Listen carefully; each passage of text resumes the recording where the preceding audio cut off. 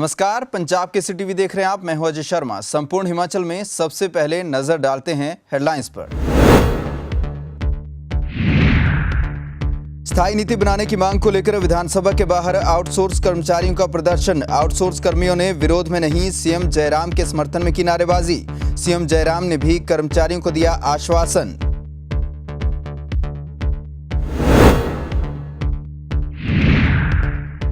बेरोजगारी, महंगाई और भ्रष्टाचार आदि मुद्दों को लेकर युवा कांग्रेस ने किया हिमाचल विधानसभा का घेराव। पुलिस के साथ हुई धक्का मुक्की, दी गिरफ्तारी। पुलिस वैन में की सीएम के खिलाफ नारेबाजी।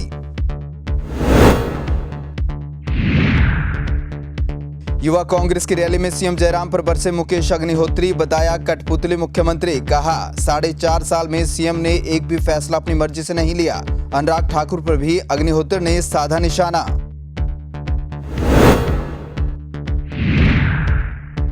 और पंजाब में जीत से उत्साहित आम आदमी पार्टी का हिमाचल में भी बढ़ने लगा कुनबा। भाजपा कांग्रेस को छोड़ आप में जाने लगे नेता। कांग्रेस के प्रदेश सचिव धर्मपाल चौहान ने दिल्ली में थामा आपका दामन। हिमाचल प्रदेश के आउटसोर्स कर्मचारियों ने स्थायी नीति बनाने की मांग को लेकर आज शिमला में हिमाचल विधानसभा के बाहर जोरदार प्रदर्शन किया और जमकर नारेबाजी की। हालांकि इस प्रदर्शन की खास बात यह रही कि इस बार नारेबाजी सीएम के खिलाफ नहीं बल्कि सीएम के समर्थन में की गई।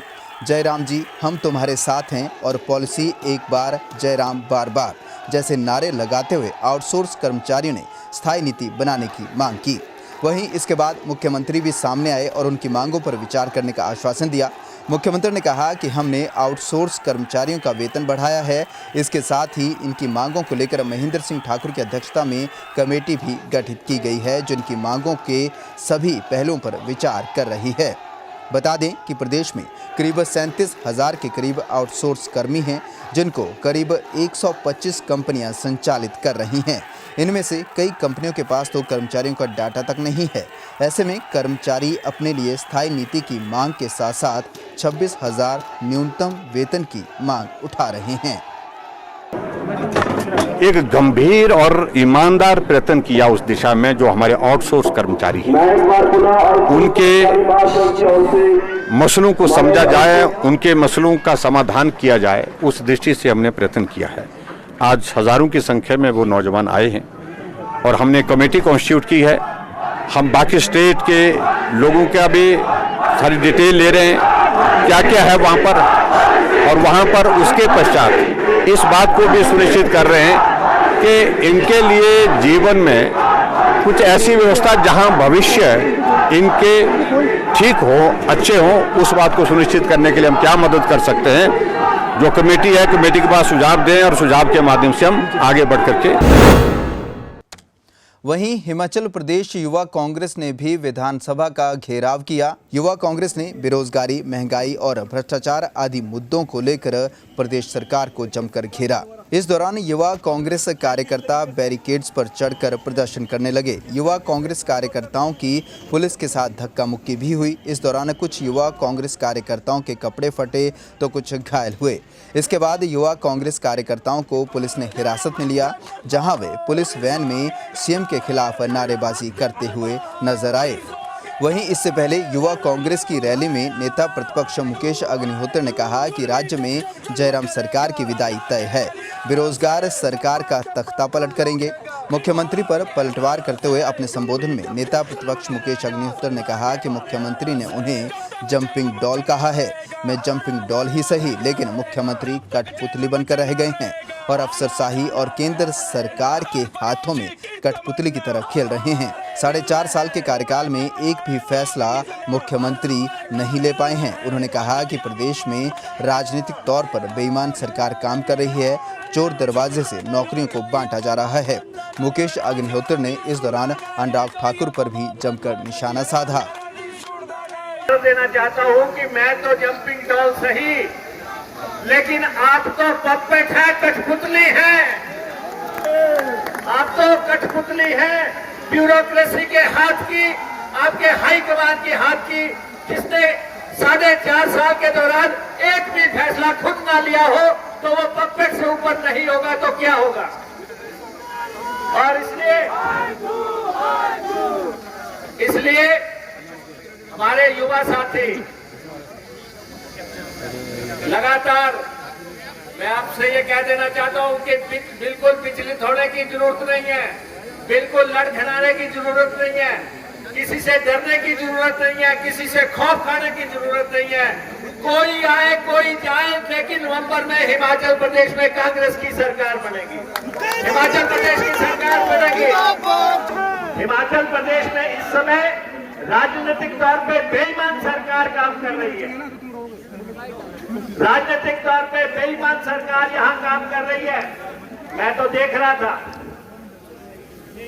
मुख्यमंत्री जी कह रहे कि मैं मंडी में हवाई पट्टी बनाऊंगा, और हमने कहा कि मंडी में आप बनाइए, हमें भी खुशी होगी कि आप मंडी में हवाई पट्टी बनाएंगे। हवाई पट्टी का भी पहला पत्थर भी नहीं लगा और ना ही इनके शासन में लगेगा, लेकिन मुख्यमंत्री जी कह रहे हैं कि इस हवाई अड्डे पे रात को भी हवाई जहाज उतरा करेंगे। जो पट्टी बड़ी नहीं, उसमें जो है मुंगेरी लाल जी रात के जहाज भी उतार रहे हैं। केंद्रीय मंत्री आए हुए थे, वो कह रहे हैं कि हमीरपुर में रेल लाइन पहुंचेगी ऊना से हमीरपुर रेल लाइन के लिए अभी फुट्टी कौड़ी भी मंजूर नहीं हुई, अभी जमीन भी अधिग्रहण नहीं हुई, और वो कह रहे हैं कि जो ऊना से रेल हमीरपुर जाएगी उसका पहला स्टेशन कुटलैड में होगा।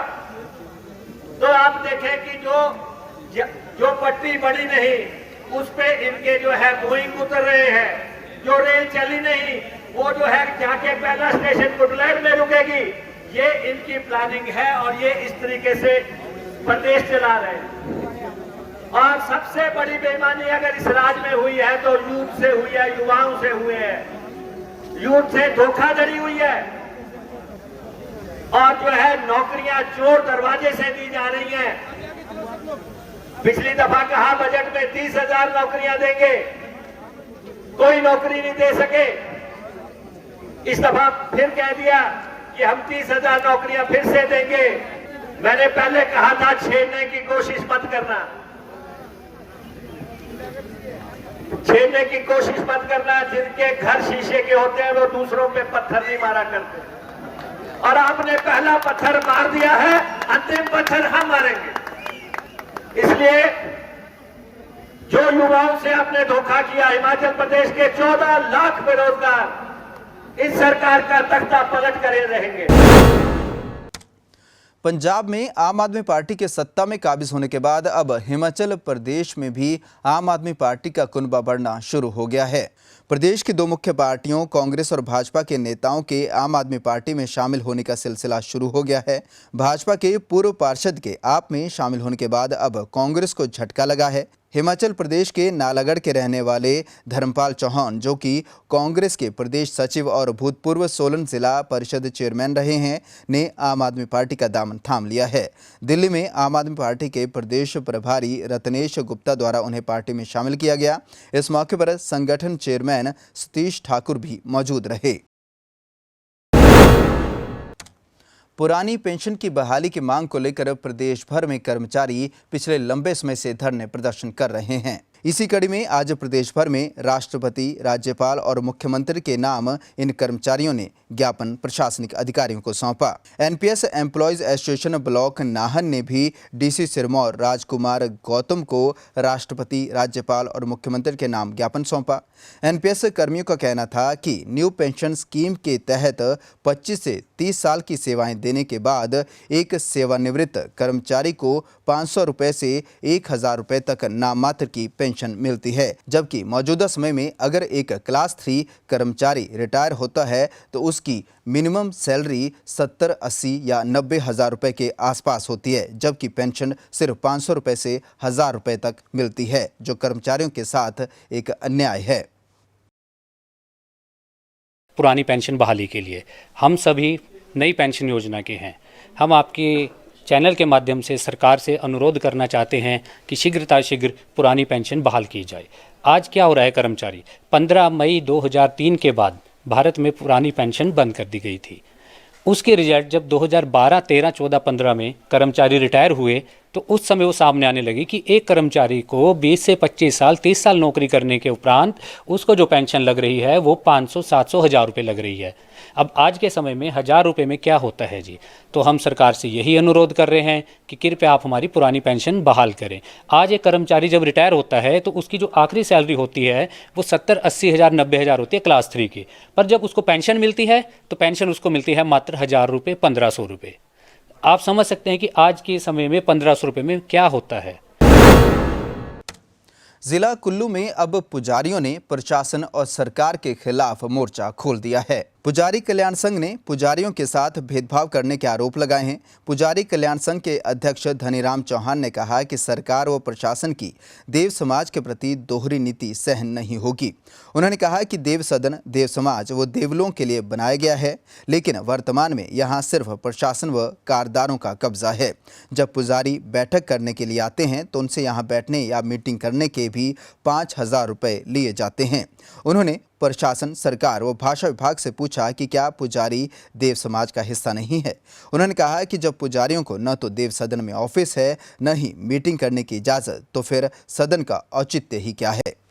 कई बार प्रशासन को, मंत्री महोदय को, श्री गोविंद ठाकुर जी को, माननीय मुख्यमंत्री महोदय हिमाचल प्रदेश को हमने कई रेजोल्यूशन लिखे, बतौर डेपुटेशन मिले कि हमें वहाँ एक कमरा जो है ऑफिस के लिए प्रदान किया जाए, जिस प्रकार से कारदारों को दिया है, मगर उसका जवाब तक देना सही नहीं समझा।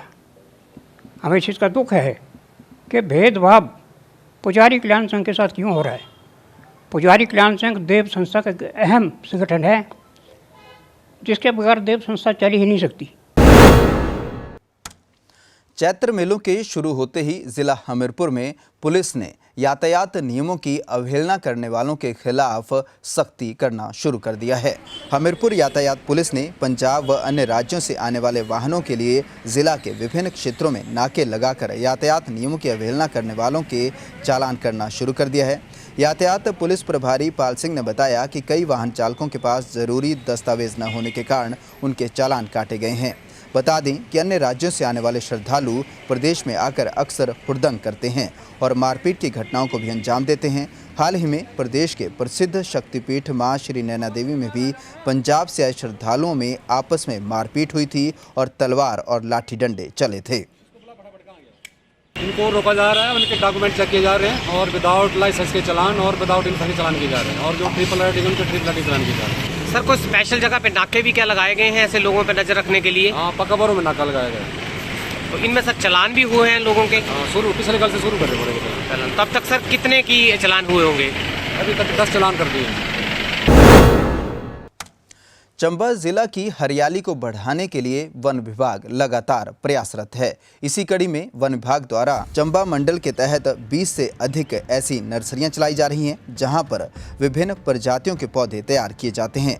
वन विभाग की टीमें नर्सरी में विभिन्न किस्मों के पौधे तैयार करती हैं ताकि बारिश के समय में इन्हें रोपा जा सके, और आजकल नर्सरियों में पौध तैयार की जा रही है। वन मंडल अधिकारी अमित शर्मा ने बताया कि चंबा मंडल के तहत 20 ऐसी नर्सरी हैं जहां पर अलग अलग प्रजाति के पौधे लगाए जाते हैं ताकि इन्हें मानसून के सीजन में अलग अलग इलाकों में लगाकर चंबा को और बेहतर बनाया जा सके। यहाँ पे ड्राई डेसिडुअस भी मिलेगा, माउंटेन ट्रॉपिकल फॉरेस्ट भी मिलेंगे, माउंटेन सब ट्रॉपिकल मॉइस्ट फॉरेस्ट भी मिलेंगे, ओक के फॉरेस्ट हैं और खरसू के फॉरेस्ट हैं। तो इन सब प्रजातियों को देखते हुए हमने अलग अलग तरह से नर्सरीज ग्रो करते हैं ताकि हम मानसून सीजन में पौधारोपण कर सकें। तो पर रेंज हमारी लगभग जो नर्सरीज हैं 4 नर्सरीज हमने चिन्हित की हैं। पहले थोड़ी ज़्यादा होती थी, अब हम थोड़ा फोकस एरिया ही ले रहे हैं और फोकस काम करना चाहते हैं। तो हमने 4 नर्सरीज पर रेंज चिन्हित की हैं और टोटल हमारे पास लगभग 20 नर्सरीज हैं चंबा जिला में। रंगों के त्योहार होली को लेकर बाजार सजने लगे हैं। बाजार अलग अलग तरह के रंगों से भरे पड़े हैं। इनमें से अधिकतर रंगों में केमिकल होता है जो हमारी स्किन के लिए अच्छे नहीं होते। ऐसे में जिला सिरमौर के नाहन में कुछ स्वयंसेवी संगठनों से जुड़ी महिलाएं प्राकृतिक रंग तैयार कर रही हैं। कैसे हैं ये रंग, देखिए हमारी इस खास रिपोर्ट में। सिरमौर जिला में अलग पहल करते हुए स्वयं सहायता समूहों से जुड़ी महिलाओं ने होली के लिए खास तौर पर प्राकृतिक रंग तैयार किए हैं। डीसी सिरमौर राम कुमार गौतम ने सिरमौर जिला मुख्यालय नाहन में जिला ग्रामीण विकास अभिकरण के सहयोग से विभिन्न स्वयं सहायता समूहों द्वारा तैयार किए गए होली के प्राकृतिक रंगों की बिक्री केंद्र का उद्घाटन किया। जिला के लगभग 30 स्वयं सहायता समूह द्वारा तैयार किए गए प्राकृतिक रंग सभी उपमंडल स्तर पर बिक्री के लिए उपलब्ध होंगे। मीडिया से बातचीत करते हुए डीसी ने कहा कि उत्कृष्ट कार्य करते हुए स्वयं सहायता समूह से जुड़ी महिलाओं ने प्राकृतिक तरीके से होली के रंग तैयार किए हैं और इनके इस्तेमाल से त्वचा पर कोई बुरा असर नहीं पड़ता, क्योंकि इसमें किसी तरह का कोई केमिकल का इस्तेमाल नहीं किया गया है। उन्होंने कहा कि जिला प्रशासन की कोशिश है कि आने वाले समय में जिला में निर्मित इन प्राकृतिक रंगों को सभी ऑनलाइन प्लेटफॉर्म पर उपलब्ध करवाया जाए, ताकि महिलाओं की आमदनी में भी इजाफा हो सके। जो हमारा स्वयं सहायता समूह की जो महिलाएं हैं, इन्होंने बहुत अच्छा कार्य किया हुआ है कि जो प्राकृतिक तरीके से बनाए हुए कलर हैं होली के लिए, उनको बनाया सारे जिला में बनाए गए हैं और वहाँ से कलर्स यहाँ मंगवाए गए हैं और मंगवाने के बाद यहाँ सेल के लिए जो है वो लगाए गए हैं। तो इसका सबसे बड़ी विशेषता है कि जैसे हम डरते हैं कि केमिकल से कोई रिएक्शन हो जाएगा, कुछ ऐसा हो जाएगा, वो सब ये बहुत ही प्राकृतिक कलर जो है बहुत ही यूज़र फ्रेंडली है। और आने वाले समय में हम ये कोशिश करेंगे कि इन कलर्स को जो है होली से पहले नेक्स्ट ईयर ऑनलाइन जो हमारे प्लेटफॉर्म है, जैसे फ्लिपकार्ट है, अमेजॉन है और भी हैं, उस पर अपलोड करेंगे ताकि इन महिलाओं को इसका और उचित प्राइस जो है मिले और इनकी आमदनी इसके माध्यम से बढ़े। विभिन्न स्वयं सहायता समूह से जुड़ी महिलाओं ने बताया कि ये रंग प्राकृतिक पदार्थ अरारोट व फूड पाउडर से मिलाकर तैयार किए गए हैं। इसमें किसी भी तरह के केमिकल का प्रयोग नहीं हुआ है, लिहाजा इसका कोई साइड इफेक्ट भी नहीं पड़ता। महिलाओं ने कहा कि इसके द्वारा तैयार किए गए प्राकृतिक रंगों से गत वर्ष भी अच्छी आमदनी हुई थी और उम्मीद है कि लोग इस बार भी इन रंगों को पसंद करेंगे। इस बार होली के लिए हमने होली के कलर तैयार किए हैं। ये अरारोट और फूड पाउडर से तैयार किए हैं। इसमें और कोई केमिकल नहीं है, कोई मिलावट नहीं है। ये स्किन के लिए बहुत अच्छा है, मतलब इससे कोई साइड इफ़ेक्ट नहीं होगा। हम चाहते हैं कि हमारी ज़्यादा से ज़्यादा सेल हो।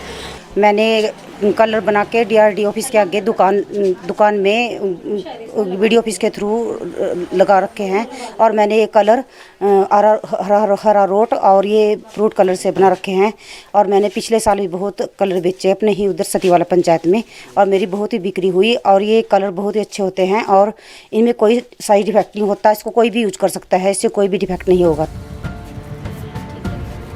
सिरमौर जिला में ये प्राकृतिक रंग जिला की सभी एमेरा दुकानों व मंडल स्तर पर खरीदने के लिए उपलब्ध रहेंगे। लोगों से ये आग्रह किया जा रहा है कि होली का त्योहार बिना पानी के तथा प्राकृतिक पदार्थों से बने रंगों का प्रयोग करके ही मनाएं। पंजाब केसरी टीवी के लिए नाहन से विनीता शर्मा की रिपोर्ट।